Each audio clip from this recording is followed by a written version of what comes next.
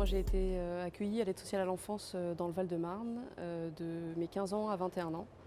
Donc tout d'abord en foyer, puis en foyer jeunes travailleurs. Et c'est vrai que j'ai eu la chance pendant mon contrat jeune majeur de changer d'orientation. J'avais choisi une orientation en fac de droit et je me suis rendu compte qu'en fait c'était pas du tout ce pourquoi j'étais destinée. Donc j'ai arrêté.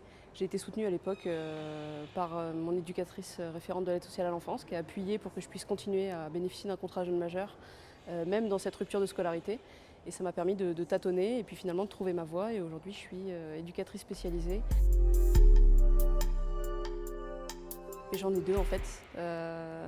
La première, c'est sur la réduction manifeste des contrats jeunes majeurs et la difficulté d'obtention d'un contrat jeune majeur. On leur laisse plus du tout le droit à l'erreur et encore plus dans certains départements. Ils sont souvent lâchés, voire mis dehors bien avant les 21 ans et parfois même dès 18 ans.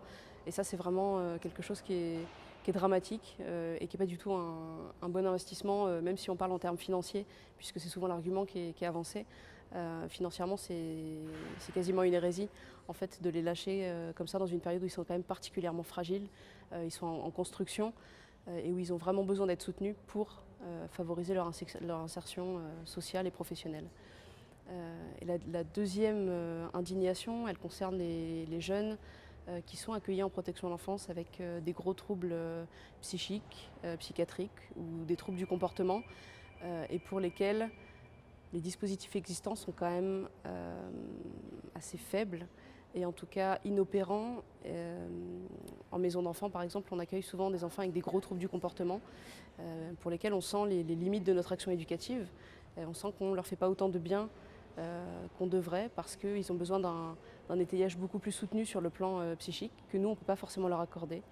Et ça, c'est vraiment quelque chose qui est très inquiétant et notamment quand on arrive à trouver des structures, souvent c'est des structures en Belgique, c'est pas des structures en France et c'est quand même dramatique parce que ça les éloigne encore plus aussi de leur famille, de leur soutien, de leur réseau local d'amis, de leur école, alors qu'ils auraient besoin d'un suivi et d'un étayage ici en France. Le dispositif le plus opérant pour les enfants qui présentent des troubles du comportement, c'est les ITEP, donc ils sont des instituts thérapeutiques, éducatifs et pédagogiques qui vraiment accueillent les enfants qui ont des troubles du comportement, qui rendent leur vie à l'école, dans une maison d'enfants classique, impossible. Le problème de ces ITEP, c'est qu'ils sont en nombre très faible et donc ils accueillent les enfants qui ont les troubles du comportement les plus gros, les plus explosifs, mais qui laissent du coup, par manque de place, par manque de moyens, sur le carreau, beaucoup d'enfants qui ont des troubles de comportement qui rendent très difficile leur vie au quotidien, mais qui ne sont pas assez cassés pour être admis en ITEP. Et puis il y a aussi un autre paradoxe, c'est que parfois les ITEP, voire les IME, qui sont pour des enfants qui ont un handicap mental, accueillent souvent soit la journée ou soit la semaine. Et du coup se pose la question des soirées, des week-ends, que fait-on de ces enfants? Est-ce qu'ils sont accueillis dans des familles d'accueil?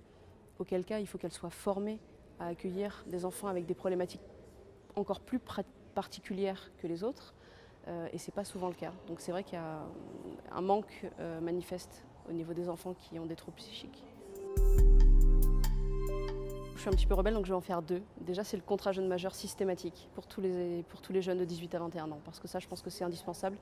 Et la deuxième, c'est le développement de dispositifs comme les placements familiaux thérapeutiques, justement, qui accueillent ces enfants avec des troubles psychiques dans des familles d'accueil qui sont vraiment spécialisées, avec un cadre autour très important, des infirmiers, des éducateurs, qui sont vraiment très étayants et qui sont soutenants vis-à-vis de l'enfant et vis-à-vis de la famille d'accueil. Et ça, c'est des dispositifs qui ne sont pas assez développés et pour lesquels il y a beaucoup d'attentes et qui sont vraiment des choses qui fonctionnent très très bien et dans lesquelles les enfants s'épanouissent.